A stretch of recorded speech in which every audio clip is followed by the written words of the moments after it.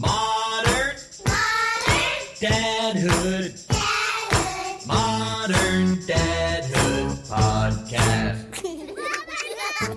Here we are.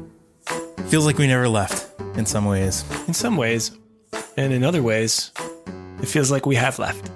In other ways, it feels like we haven't really been in very great touch for about a week and a half. That's right. Parents, you're listening to Modern Dadhood. It is an ongoing conversation about the joys, the challenges, and the general insanity of being a dad in this moment. My name is Marc Checkett. I am a dad of twin boy toddlers. And you? And my name is Adam Flaherty. I have two daughters, 6 years old and 3 years old. We're recording remotely yet again. Listening to And thunder. Marc is sitting in a bathroom next to a window where there is light thunder happening outside. There's just a wonderful low rumble of thunder off in the distance right now. And also, Thirst. Mm-hmm. That's a great sound. that was a good sound. Adam, I feel like we've spent some time together on Zoom, but it's been a lot of interviews. And it hasn't been just me and you.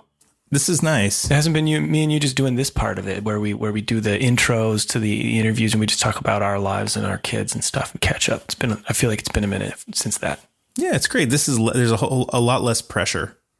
When you're talking to famous people, everything's got to be spot on. But when it's just us, That's right. we can just be us. We can be total asshats.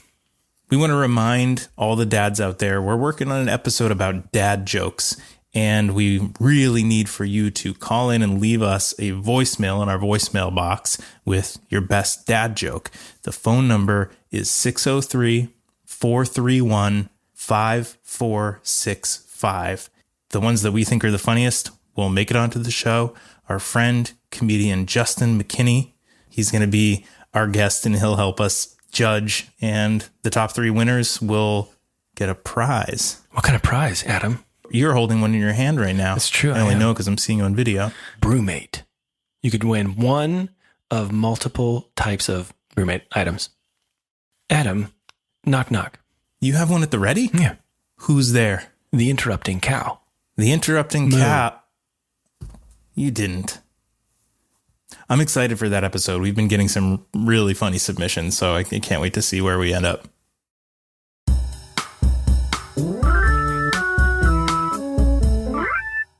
Okay, Adam, I have a question for you. Ask me anything. What would you say is the most in-demand skill right now? Skittle, the candy? No, skill. What's the most in-demand skill? I was suddenly like, oh man, is it orange? It's got to Is be it the green one. Yeah, I think it's green. Here's what I used to do. I used to line my lower lip in front of my teeth. Oh, that's bad. Like I was putting like dip, in. And I would just line it up with Skittles. That's what I would do. And I would just hold them in there until they dissolved. And then you spit the juice out, right? Like into a spittoon, and it was just all the colors made it brown saliva. It was just like a rainbow of saliva being just drooled out of my mouth. Any dental hygienists out there are cringing at that. I mean, you're mainlining that all of those chemical sugars directly into your gums. Yeah, it was great. And that's why you have gingivitis, lifelong gingivitis. And that's why all my front teeth are fake. So the most in-demand skill? Yeah, I'll tell you what it is. It's coding. You're really close. It's cloud computing. Yeah. Which is sort of an obvious, but what would you think that the second most in-demand skill is? Plumbing. Creativity. That's such a generic term. It is a generic term. It's like saying being kind to others. Kindness. All kidding aside, it is interesting that creativity is so high on that list, but I guess in some ways it makes sense. I think that you and I being in advertising and being sort of inherently creative people in some ways have a little bit of an advantage in that we are raising our kids in a way that opens their mind to creativity and sort of gets them thinking about the world within that creative framework. And whether they develop a passion for marketing or advertising like we have, or do something completely different, that way of thinking is going to benefit them. It's funny. I started to think about the question why is creativity an important thing? Right. I feel like ultimately where I landed was it's important in terms of approaching a problem, a unique problem. And that happens all the time. There are always new problems that need to be solved, you know? In literally every line of work, creativity benefits the problem solving process. Yeah, that's exactly right. You can be a mathematician and be creative. Well, that gets me really excited about this conversation. This is a really special and exciting episode for us. Our guest is somebody that, man, I have admired and followed for a really long time. When you were 16, did you have your staple set of like cassette tapes and CDs that were always in the car? Yeah. I had Right. an enormous binder of CDs. Well, dude, the President's first record, their first album was just a part of my car. It was in the car at the ready anytime I was going for a drive. There was something about those tunes that made every drive to the mall, drive to pick up my friends Josh and Jared down the street, like it just amplified every little insignificant drive that I was about to take to like a much better level. And whenever you turned your car on, wherever it was on that cassette, there was not a dull moment on that record. No, that was one of those records you could listen front and back and then just do it again and do it again. And I was psyched to discover that, honestly, every record that followed was the same thing. They just delivered. Those guys could not write a clunker if their lives depended on it. Presidents of the United States of America were something very special. They found their formula. I feel lucky to have gotten to see them a number of times with my sister and with my wife. Hey, did you know that he also does kids music? Shut your mouth. The singer from the President of the United States of America. I'm talking about the singer. The bald one. Yeah, his name's Chris. He does kids music under the stage name Caspar Babypants. I'm not even going to pretend. I think I said it on an earlier episode, one of our first few, but when he started Caspar Babypants, it was a number of years before I had kids, but it was just something that I so looked forward to sharing with my kids one day. And obviously, as soon as my first daughter was born, 6.5 years ago, Caspar Babypants just became a huge part of our life, like a constant. He was constantly on. Yeah. I'll never forget when we dipped our toe into kids music. I think our first foray was, we just said, Alexa, play kids music, I think is what we kind of just yelled across the room. And in the midst of one bad version of Wheels on the Bus after another came Stompy the Bear, I think it was. Love that tune. And we were like, hold the phone. What is this? I immediately, as soon as I heard that guitar, along with the voice, I was like, there's no way this is not the guy from Presidents of the United States of America. There's no way. So I had to look it up immediately. And of course I was right, but I was like, we need to consume all of this. This is amazing music. I can't even believe this exists. Yeah, it is a treasure trove. I'm sure most of our listeners, if not all, already know about Caspar Babypants, but on the off chance that you don't, dads, check him out at babypantsmusic.com or search Caspar Babypants on Spotify or YouTube. He's got lots of great music videos. You're going to be blown away. And he's got a huge catalog of music, including an album called Bug Out that was just released a couple of weeks ago. His work ethic is so admirable. His music and his visual art are so unique, and he gets a lot of love on Modern Dadhood for obvious reasons. And I'm so psyched to finally bring Chris Ballew onto the show. In 5, 4, 3. More moles, more moles, more moles, more moles, more moles, digging holes, more moles. More moles! Hello, Chris. How are you? Fantastic. How are you guys doing? We're great. Thanks for counting it down. My pleasure. We used to have that happen to us a lot when we were in the rock band and we'd be on TV shows and stuff. We'd always see this 5, 4, 3. And it was always that moment like, I hope I don't screw it up, Reminds me of Wayne's World. They do that countdown thing. That's kind of a funny bit. But you said you're in a rock band? I only know of Caspar Babypants? Well, that's how I prefer it, actually. But no, I was in a band called the Rolling Stones. Okay. Yeah, I was Charlie Watts's drum caddy. I would carry his drums for him. I was very young. I was like 6 months old. It was an amazing gig. You must have some upper body strength to do that at 6 months. Well, he was nice to me. He gave me the tiniest drums, little hand cymbals. I would just kind of carry them on a pillow. Yeah, I was in a rock band called the Presidents of the United States of America. And I've been a big fan for many, many years, decades even now. You are re-releasing on vinyl the first Presidents album right now. But between the Presidents re-release and 3 Caspar Babypants albums in queue, sounds like you're busy.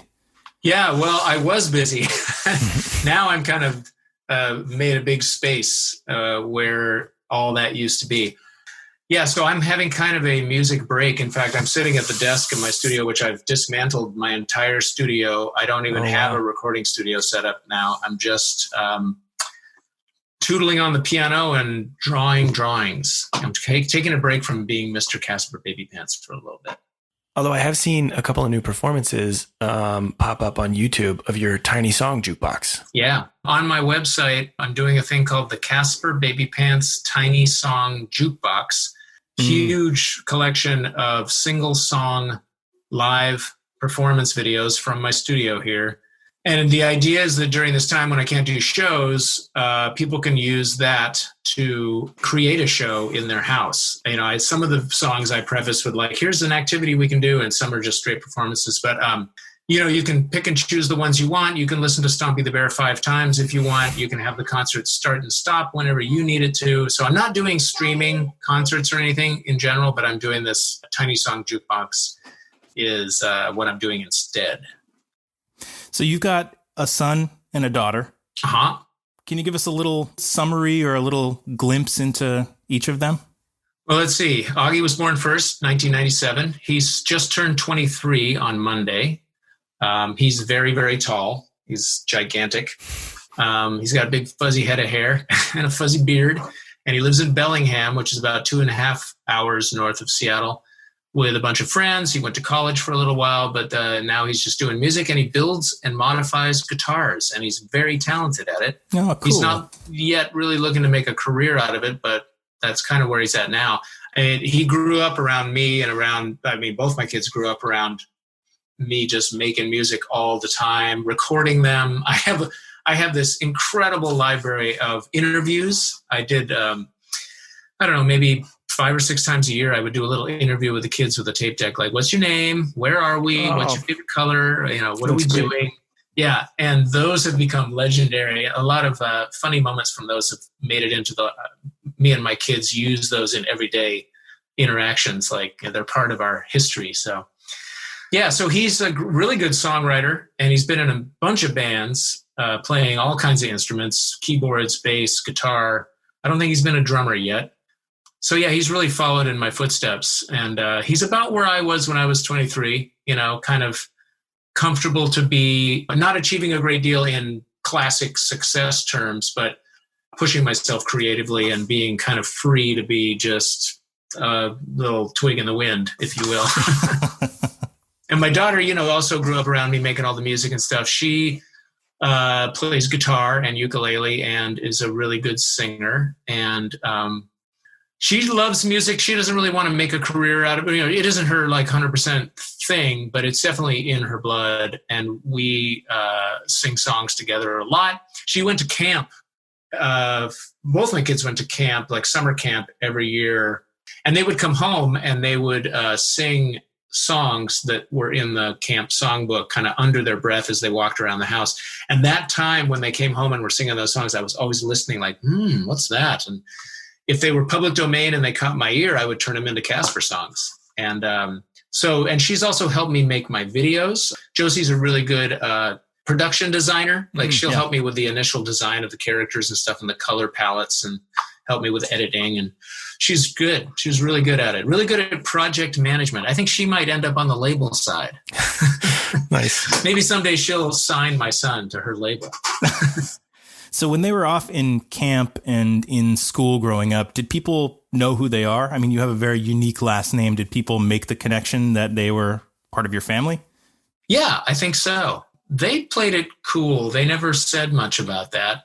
But then every once in a while, like, it would pop up in conversation that, you know, one of them would let slip that they like let their friends know who their dad was, and everybody freaked out. And so that's flattering and stuff. I'm glad that wasn't a bigger part of their growing up. I don't think that's a super great thing for a kid to have hanging around their neck.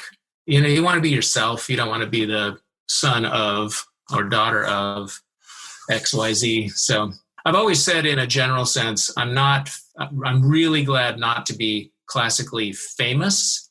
I always say that I'm fame-ish, which means I get to do the fun stuff, and I get to have people hear my music, and I get to be creative for a living, but I don't have to worry about, you know, security detail for my kids as they walk to school, that kind of noise. Yeah, I wonder what age they were when they kind of realized that you do have a place in the history of music. Oh, I don't know. You know, when Augie came along in 97, the Presidents broke up right after that, and we didn't get back together again until 2003. So he would have been 6. So probably then, I think he'd be old enough, because then I would go on tour with the band, and he would, you know that I was off doing that. I think Josie probably maybe a little later, because she was only 3 at that time. So she probably didn't know what was going on. Was there a moment where you had to kind of sit down and explain to them a little bit? Like, you're talking about going out on tour. So obviously there was maybe some kind of disruption in their lives. Was that something that you thought through ahead of time? Like, oh, I got to sit them down and talk to them. And yeah, no, I didn't have a formal kind of like, all right, kids, I'm a rock star. Here's what that means. So when you sort of shifted your main focus from Presidents to Caspar, was there ever a time where they took issue with their dad making music for all of the other kids and not something that was just theirs? No, I don't think so. They were really hopeful with the Caspar thing in the early days. They were kind of older than what the kids I was focusing on. I was focusing on 0 to 6-year-olds, and they were 8 to 11. So I wasn't in their territory. I was in a different territory. I was in the diaper territory, and they were in the, starting to get cool territory. I released my first record in 2009. So I was starting to record that and write it in 2008. And Josie actually was pretty active on that record. She wrote and sang on 2 of the songs, I think at least 2. And even on some upcoming albums have songs that Augie wrote around that time that were kind of in the vein of Caspar Babypants that I've kind of finally, modified and made into something fresh for the, future Caspar albums. What was that process like, them coming to you and saying, I have a song I wrote. I think it's a Caspar Babypants song. Well, I kind of encouraged it. I would be like, hey, if you want to write a song, and go on the record. And that would kind of be the inspiration. And it was something to do, like Josie one day had her cousin Claire over, and I was like trying to entertain them. And I was like, if you guys write a song, maybe we'll put it on the album. So they went off and wrote like 3 songs and came back and showed them to me. And one of them did make it on the record and got made into a video and was kind of like a little bit of a hit at that time, Free Like a Bird. Oh, great tune. Can you describe a little bit about what your upbringing was like in terms of sort of how it pertains to the topic of creativity? Did you grow up in a very creative household? I mean, you're obviously like an innately creative human being, and it comes out in so many forms. Is that due in part to your upbringing? I think so. I mean, that album, actually that actual album right there, that Sgt. Pepper's album, I got when it came out when I was 2.5 in 1967. And so I just existed inside that album for years. And that album kind of really taught me how transportative songs can be, how songs can be like setting off movies in your head where you hallucinate what they're singing about. I mean, I saw everything that they were singing about in my own way in my head. Right. So that was really the spark. And then in the atmosphere of my home, music was definitely there. My mom was a piano player. She was into classical music. My dad was a guitar player. He was into bluegrass and old country western. No drums. He always said if it had drums, it's not country. So he was into the kind of country that was around when Elvis started to break in the mid-'50s, you know, like that sort of souped-up hillbilly stuff. So yeah, I had this classical and this hillbilly thing going on, which you can definitely hear on my albums. Had a scar the shape of a heart.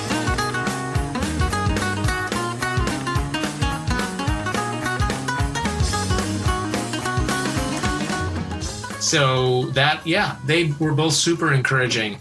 My mom got me into taking piano lessons when I was 4. I was kind of being groomed to be a classical piano player, but around the age of 14, I picked up an electric guitar and I was like, oh, that's way better. So, and then my dad, I'll never forget this one moment when I was practicing a Scott Joplin piece at the piano and I could not get this seventh, this like chord that was in there. I just kept doing it wrong. And I finally had to freak out and I like threw the music down. I was like, that's it. I quit. I'm not playing music. I'm never doing it again.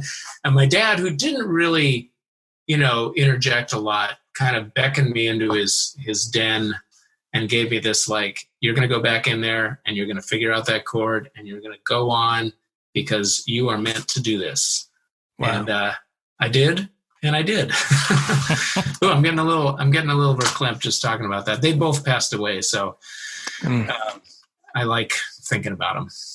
But it sounds like the way that you handled encouraging your kids to be musical and creative sounds like you didn't put pressure on them in that way. You sort of let them feel it out their own way and explore it to whatever extent they wanted to. Yeah, I really, really did not like piano lessons. I did not like practicing. I mean, I see the value in it now, I guess. I mean, but I could have been turned on to all that music. Like I was playing classical and ragtime. I could have been turned on to that by listening to records just as easily without all the fighting about practicing and the stress of going to my, you know, lesson having not prepared.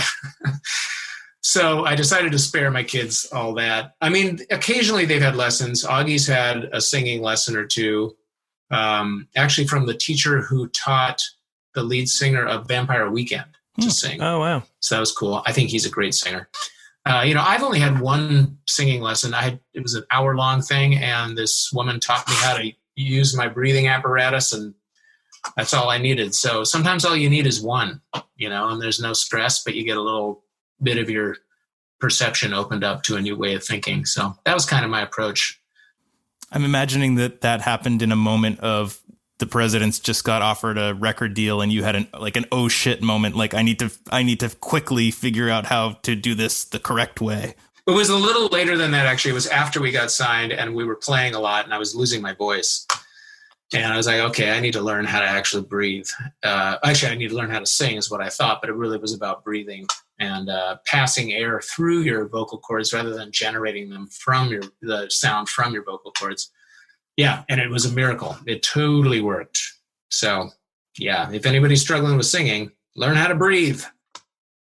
Can you think of any words of advice for parents who maybe aren't in a creative field and aren't particularly creative people, but want to encourage their kids to be creative and just don't really know how to go about it?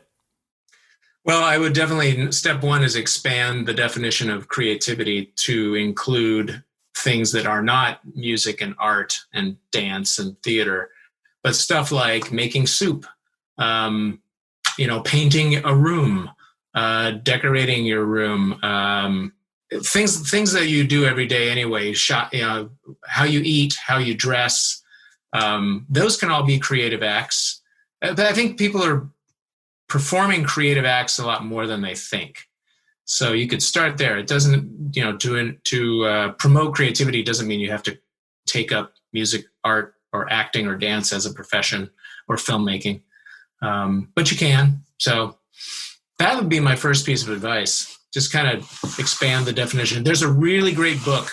I think it's called How to Fly a Horse. My buddy Joel recommended it to me, and it's really good. It's about creativity and, this idea that it's bigger than the artistic disciplines.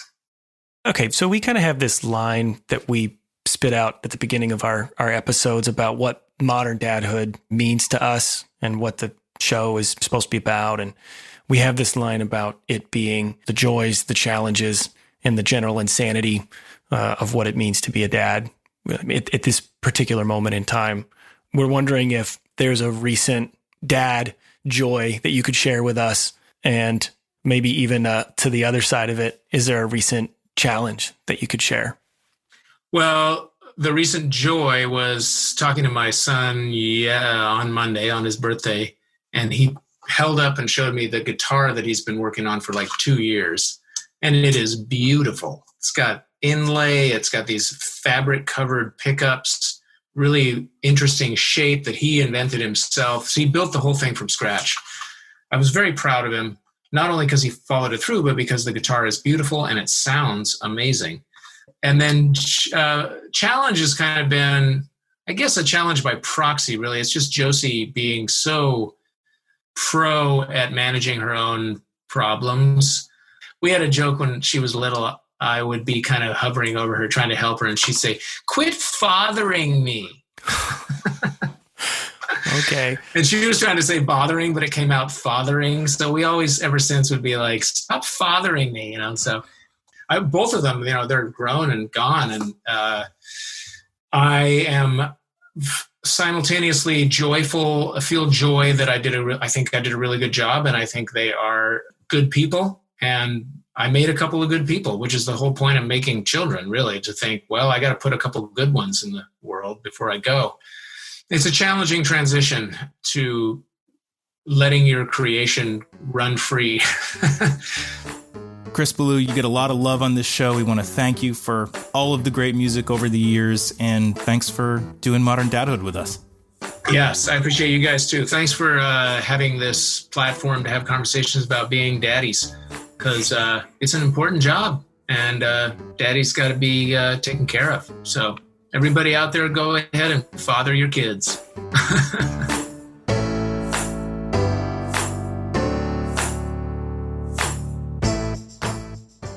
Adam, we're at the part in the episode where I really feel like a recurring segment would fit nicely. Which one should we do? We've got a handful. I don't have anything at the ready. I can tell you that much. It's been a quiet time in the Checkett household. I can't possibly believe that. With 2 boys, 2 years old, there's nothing quiet about that. Anything but quiet. I long for quiet. Well, I do have so that's a thing now that I'm happy to share. This is great.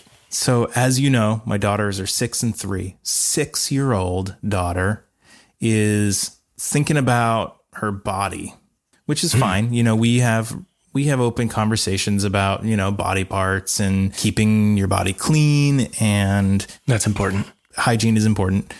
Parts of your body that are private. And my wife picked up a book a while ago, maybe a year ago or something. The book is called I Said No, A Kid-to-Kid Guide to Keeping Private Parts Private by Zach and Kimberly King. I'll put a link in the show notes. It's a great book. And at the time when Sarah purchased it, we didn't need to have that conversation immediately. But the more we started talking about those things, the more ready we felt to kind of read the book to her.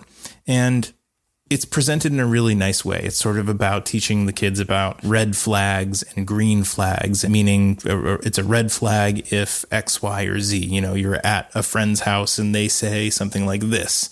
I'm really very impressed with the book. And I think it's really important stuff for her to know. However, there's been a couple nights in a row recently where at bedtime, she has asked me to read that book to her.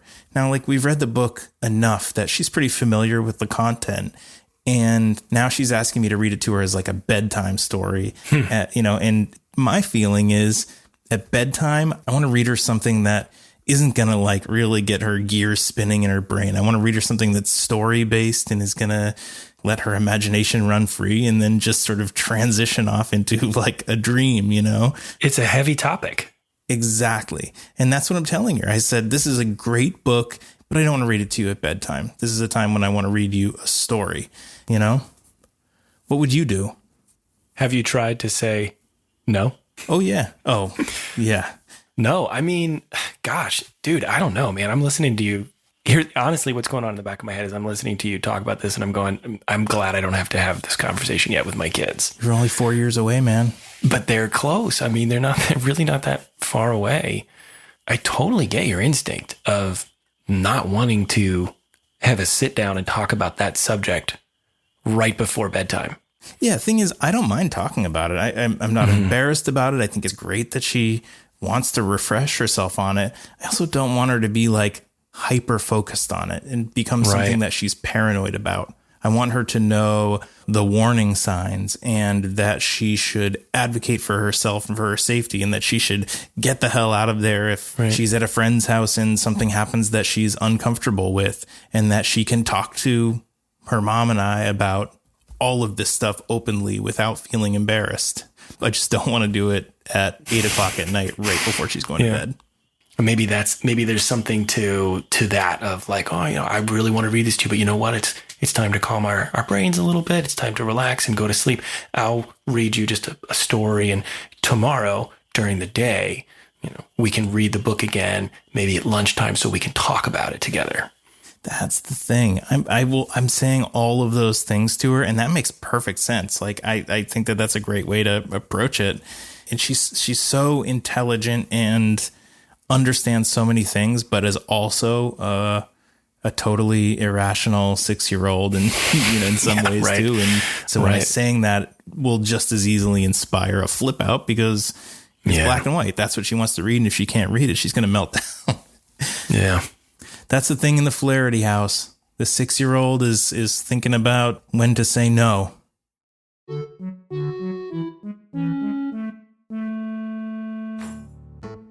Is it time to say goodbye, Adam? I can't believe it is. It's kind of sad in some ways because I just love Chris Ballew so much. I feel like this episode could have been 2.5 hours long and there'd still be stuff to talk about.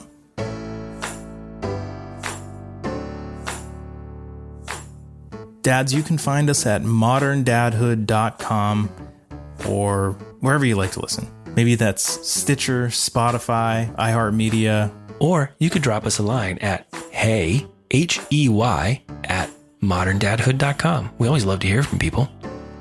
Marc, you know this, but we just got a new batch of Modern Dadhood t-shirts, and they look pretty swell.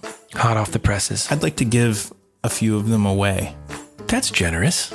Yeah, what if the first 5 people to email us saying that they want a t-shirt get a t-shirt? Hold on a second there. These are nice t-shirts. Well, should they have to do something for us? It could be something simple. Maybe get one friend to subscribe. Maybe one friend.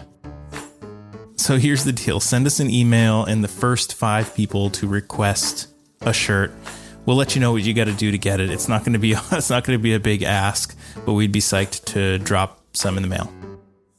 The other thing that helps us out so much is word of mouth. So if you're liking Modern Dadhood, please tell your friends about us. Thank you to Caspar Babypants, Spencer Albee, and Bubby Lewis for our fantastic music. And to Pete Morse at Red Vault Audio for making the two of us sound wonderful. Delicious. And thank you to the listeners. Stay healthy. Podcast. Just a modern.